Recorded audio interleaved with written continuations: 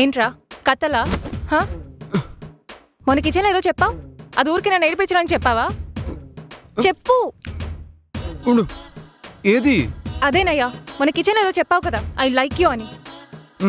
అది సీరియస్గానే చెప్పా. ఏంటి జోకా?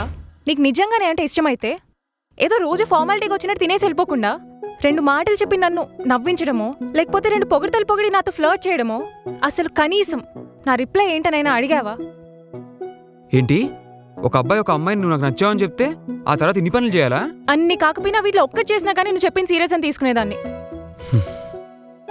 చూడు మేఘా, నీ చుట్టూ తిరిగి నేను ఇంప్రెస్ చేసి నేను కన్విన్స్ చేసి ఫోర్స్ చేయడానికి నేనేం సేల్స్ మ్యాన్ని కాదు, నా ఫీలింగ్స్ మార్కెట్లో ప్రోడక్ట్ కూడా కాదు.